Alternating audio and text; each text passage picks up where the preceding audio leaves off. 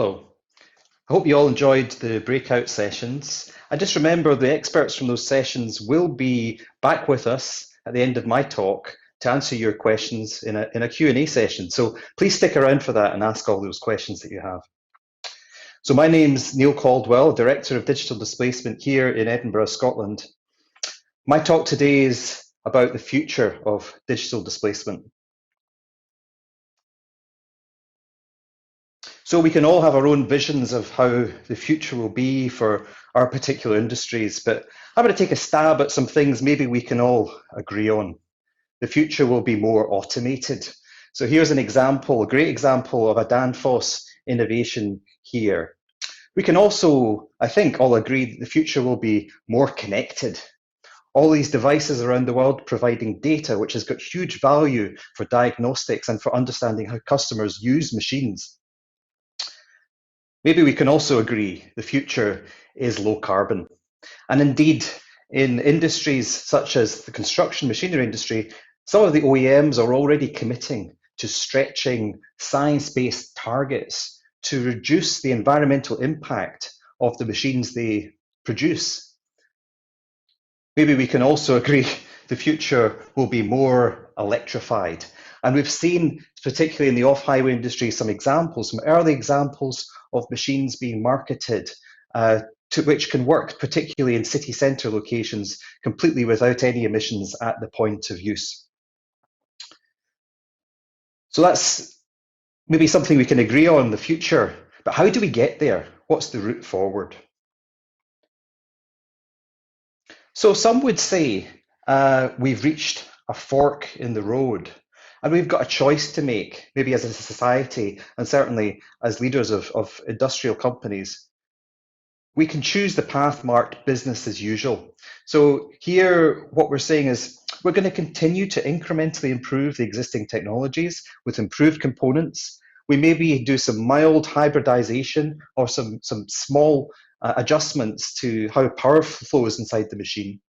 We might do engine downsizing, and we might be optimizing the systems using advanced simulation tools, for instance, to get the absolute most that we can out of these existing technologies. But of course, here we're dealing with mature technologies, particularly in hydraulics, and there are diminishing returns of further incremental improvement. And there's an open question, will we ever get to that future that we all want to get to? So some would say that we need to turn left and go in the direction of a green revolution and completely reboot all the technologies that we use in our machines. Perhaps go for electromechanical actuation and distribute the power with power electronics and perhaps even with fuel cells. But of course, these sort of technologies come with a high cost and also a high risk that's typical of these radical, immature technologies in some case. There's got to be a question, is there going to be a market for machines which cost so much more than the established price point? And a further question, can businesses sustain their investments for long enough for those markets to pick up? So there really is, for many industries, a question now, where do they put their development money? Is it into the conventional technology to keep up with that race where the market is, or is it into the green revolution to keep up with that race where people think the future is? Well, today we're going to try and offer you a different route forward. And it's what I'm calling a green evolution. I'm going to try and answer the question, is there a technology which gives us an evolutionary path towards a revolutionary result, but with manageable risk and cost? So let's take a look at hydraulics today. Of course, they're all familiar with the applications that they're used in, both mobile machinery and fixed industrial applications. And there's very good reasons why. Of course, it's a mature technology and there's been a degree of convergence in terms of the core basic design of hydraulic machines, valves and systems. And there are some fundamentally important reasons why hydraulics is so successful. It's very compact and powerful. You have machines which are tolerant of harsh environments and shocks, which are so typical of the off-road environment. Very importantly, you get robust linear actuators. Imagine the actuators on an excavator in that very harsh environment, but feel very tolerant of those difficult conditions. And lastly, most importantly, you have a low cost, which often is the overriding consideration in many industries. But there are some fundamental limitations to hydraulics today. One is the limited energy efficiency. The second is the difficulty to control by computer what is basically a mechanical device. And together, these could be said to be limiting the potential of conventional hydraulic technology. So going back to our vision of the future, on the left, we have automation.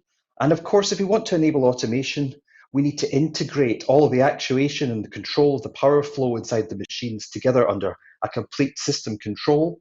And we need to provide so much feedback to the master controller so that it can deal with the changing conditions. And when we choose to do connected machines, of course, we need data. We need data that's generated, and we need to harvest that data to take action. So the future needs more control from hydraulics. But then if you look on the right, the trends for low carbon, of course, that means more efficiency. But also electrification needs more efficiency. And I'll explain a little bit later why I think that's so important as a building block towards the future of electrification. But together, really, efficiency is a huge demand of future systems. And you could say that hydraulics is going to be under pressure in future by these demands. So what's the problem with hydraulic efficiency today? Well, we did our own tests here in Edinburgh, and we bought a 16-ton excavator and instrumented it. We wanted to know where the energy was going. And so we tracked the energy flow from the engine. The engine today maybe runs at part load, so that's not the most efficient operating point for the engine. The engine supplies mechanical power to a pump, and the pump is not as efficient as it could be, and there's significant energy losses inside the pump. Then the pump provides fluid power to the valve block, and there's really large losses in the valve block, actually even more than is in the pump. And then finally, when the power gets to the actuator, if there's any left over, any recoverable energy, say from lowering a boom or decelerating the motion, well, that's wasted today as heat in the system. So when you take all these losses together, the overall efficiency of an excavator from the shaft output of the engine to actually useful work done at the bucket is only 30%. So let's think of how we're going to electrify the system. Maybe we'll replace the diesel engine with an electric motor. We'll replace the fuel tank, of course, with a lithium battery. And then we'll charge that up with green energy. What better than floating offshore wind energy? But of course, when we do that, we're going to have to live with the consequences of this inefficient system. 70% of the energy that comes from that offshore wind turbine will end up as heat in the atmosphere and not doing useful work. So if that's going to be acceptable, well, maybe this would be acceptable. Let's just have an offshore wind-powered electric patio heater to keep us all warm in the winter. Well, that doesn't seem like green technology to me. So there's a question, should we just replace the diesel engine of existing hydraulic systems with a battery-powered electric motor, or do we need to improve the system efficiency fundamentally? So let's look at how we can do that. I'm going to contrast conventional analog hydraulics on the left. Here we've got a swash plate, which is a mechanical device that's controlled its angle in order to adjust the output of the pump. And that results in inherently limited energy efficiency, a single controllable outlet, which limits the system efficiency, and lastly, it's rather difficult to control by a computer because that's a very highly loaded mechanical swash plate. Second, in contrast, we introduced digital displacement. This is a fundamental reboot of hydraulic power for the 21st century. Instead of an axial format, we have a radial format. And instead of controlling by changing the swash angle, we're controlling by enabling and disabling cylinders in real time using computer-controlled valves. Now, that gives us dramatically improved efficiency, multiple controllable outlets, which enables new system architectures, and very fast digital control built in. So, as Eric's explained before, the first products are now coming to the market. We have the single and the tandem. Now, you could say that they're obviously differently shaped than conventional axial piston pumps. They fit in the same space, they still have a shaft. So what's different? Well, one detail is very important, is the controller. And really the controller is at the heart of these machines and what they can do for your systems. So this is a pump which is completely software controlled. Every single thing the pump does is controlled by software that runs inside the pump controller. It means that the pump has an extremely accurate and predictable output. It will do the same thing every day with the same inputs. It means that one machine can control multiple output functions with different control modes, such as flow control, pressure control, or combinations thereof, and it can change depending on the position or time during a duty cycle. We've got extremely fast response to control inputs. That could be a CAN bus signal, could be an electronic signal, or even reading a conventional hydraulic pressure, such as would happen in a load sensing system. It's got next level torque limiting. It's really a corollary of that very fast control response. So the benefits that those features bring: digital displacement enables model-based design methods for sophisticated next-generation systems where you have to integrate multiple intelligent items on a single system and make sure that the resulting behavior is stable. Because digital displacement is so deterministic and repeatable, you can be sure that your simulations will match up with reality. That fast response and the excellent torque limiting enables really radical engine downsizing and operating existing engines at much reduced RPM while still avoiding stall. You can get very easy setup with a software service tool rather than adjusting in the field with screwdrivers, as you might have done in the past. You can generate a huge amount of data. This is a connected device. On its network connection, it can stream out all the system variables that you might be interested in. But crucially, this is a pump which is also a flow meter. It knows exactly how much flow it's delivering to its loads, and that can be very useful information for your high-level system controller to know what's going on in the rest of the system. Because it's software-driven, you can integrate custom control functions into the software. You can control it with your own controller through CAN bus and use it as a slave, or you can trust it to control some control functions of your device. And lastly, because of that software feature, it really does enable automation of future systems. So we've talked about control. What about efficiency?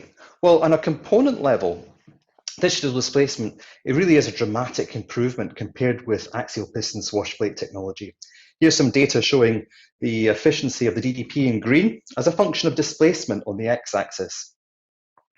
And what we can see is that at full displacement, clearly more efficient, but then where it really comes into its own is at part load, where we maintain over 90% efficiency over the vast majority of the operating range. So I can say this is unprecedented in hydraulic machines, and for the first time we've got a technology which can offer similar efficiency characteristics to electric machines.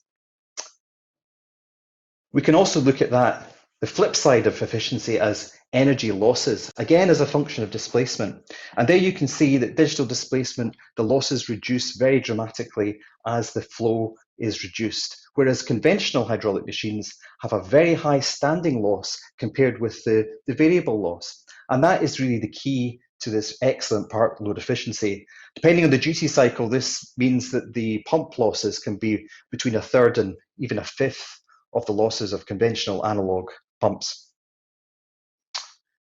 So there's another way we can improve the system efficiency, and that's by reducing the valve losses with new system architectures.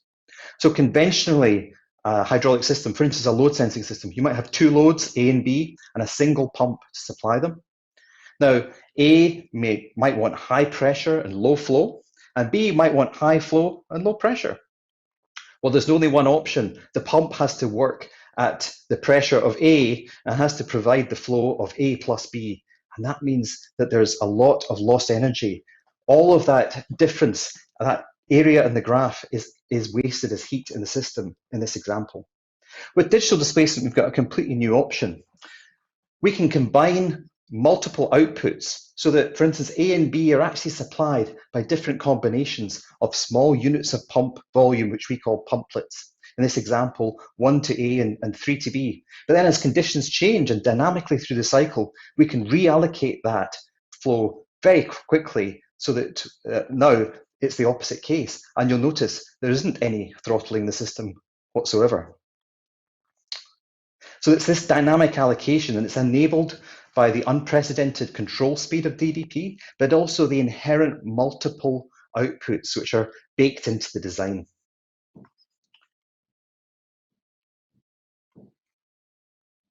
Okay. So there's another feature that we can employ to save energy, that is recovering energy, kinetic energy from the motion of a vehicle, or in this case, potential energy from the lowering of a boom. And here's a test rig we have in Edinburgh we call the motion control rig, and it's designed to simulate the energy flows in a full-size excavator boom. And what we've done for this experiment is we've powered the lifting of the boom with a digital displacement pump motor. This is the evolution of the pump to turn it into a device which can both supply energy to the load and recover it very efficiently and return it into the mechanical world. So what we did is experiments where we simply raised and lowered this boom repeatedly, and we looked at how much energy do we get back compared with how much is supplied by the prime mover. And we really got very surprisingly good results, up to 87% round trip efficiency. Now that is unprecedented in the world of hydraulic systems. And in fact, it's very similar to the sort of round trip efficiency you get with an electric motor and a lithium battery.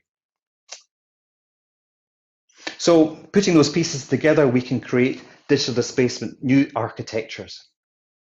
We start off with so-called SA1. That's what we could think of as a pump swap. Take the old analog pump in, put the digital displacement pump in.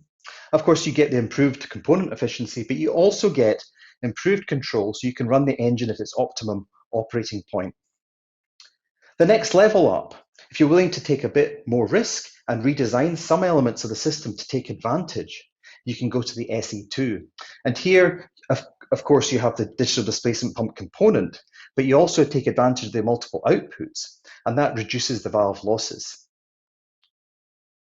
Lastly, we can go to the full vision, which is the SE3 system, where we also combine regeneration to give a completely efficient next generation hydraulic system.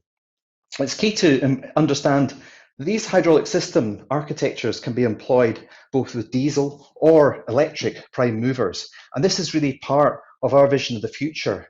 You don't necessarily need to choose whether the end user is going to buy a diesel or electric variant, as long as you've got a core hydraulic technology which is efficient and controllable and can be compatible with both.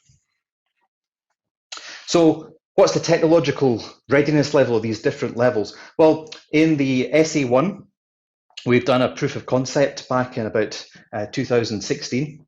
And there we showed 15 to 20% fuel consumption reduction, 15 to 20% productivity increase on an excavator. Productivity is so important. Waste less energy, you get more to do useful work, but you also get the productivity from controlling the engine and getting more energy out of the same engine. So there we've productized that, and Eric's revealed that new product to you today. We've also done customer trials and demonstrations and published some of that data, and we're now at the sales stage there, and that's a very exciting stage that we're at now with the SE1 systems. So moving on to the SE2 systems, here we've just this year published the data of the proof of concept trials of the SE2 system, again in an excavator, and there we showed more than 30% reduction of fuel consumed per cycle, and a 20 to 25% productivity increase. And of course, you can see by these numbers the amount of value that is delivered simply by making the hydraulic system more efficient. And of course, less fuel means less money for the end user, less operating costs. More productivity means more done in less time, and that's money as well. So this is all producing real value to the end user. So there, we're just finishing up the productization of that. We've been working with colleagues in Danfoss to integrate these digital valves into the block of the digital displacement pump so that it all fits inside the same space in the engine bay. And we're currently working with some partners, OEM partners, who are cooperating with us on demonstration projects to show what SE2 can do in their vehicle types.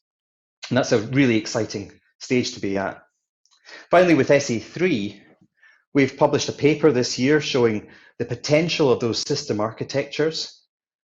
We've also published some data from that regeneration test, which validates this 87% efficiency and allows us to combine those with the output of the previous architecture studies into this vision showing 50% reduction of fuel for an excavator. It really is possible, and we expect to get there. So what we're doing now, working on those inputs, we're designing the next generation of digital displacement pump. But it's not just going to be a pump, it's going to be a pump motor so that it can do energy recovery, it can enable these SE3 systems, and it's going to be designed from the beginning to have multiple controllable services so that it enables these radical new system architectures. And you say, just very excitingly, in the last month or so, we've had that first machine on a test rig here in Edinburgh, and it's working very well. So we really are very excited. Next year, we hope to take that to a first of a kind demonstration. This 180cc capacity machine is big enough to be the main supply pump for instance, a 30-ton excavator, which really moves us into the largest sales region of the hydraulic excavator. So when you look at all these different architectures, you can see, I hope, what we've outlined is an evolutionary path. If you simply want to dip your toe in the water, take the old pump out, put the new pump in, and see what you can do with that. You could even keep all the controls the same and just take advantage of the efficiency, or you can just start to improve the control of the device and get more out of the engine and take it to the full SE1 stage. If you're happy with that, you want to take more risk, you want a bigger impact, you can go to SE2, and we're now working with partners working on proof of concept of that in their devices. And lastly, if you want to work with us on helping us to guide SE3, we'd love to hear which way you would like to take it and what your vision is for energy flows in your machine and how good you think they could be. The other point I want to make here, we believe this is a technology which makes a business case as well as an environmental case. So as I've explained, if we're saving money for the end user, we're saving money by fuel, we're saving money by increasing the productivity, then this is a technology which can pay for itself in a very short payback period, which is dramatically different from some of the other more revolutionary technologies which I've talked about before. So really this is a vision for the direction of the industry where we can incrementally improve and evolve towards that highly efficient, revolutionary impact that we all aspire to do, but with manageable technical risk and with manageable cost.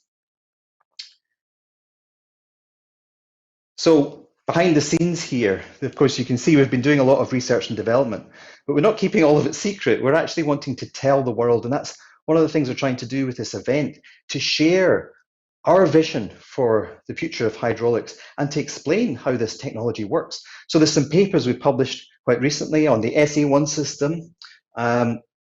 We've also published one just this month on the SE2 system. I'm very proud that that won the Best Paper Award at the IFK 2020 conference. I've also published a paper on the SE3 architecture and indeed about the building block of the pump motor and its efficiency for energy recovery. So if you want to find out more, please get in touch and we'll help you to understand what it can do for your machines. So finally, I've come to the end of my vision for the future, but of course this is only half the story. What I'm really interested in finding out is how you will use digital displacement to meet your challenges.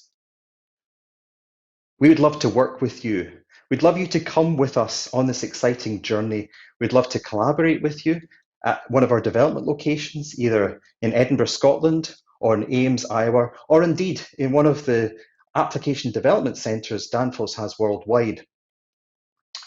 So let's forge a new path together with digital displacement technology. Thank you very much.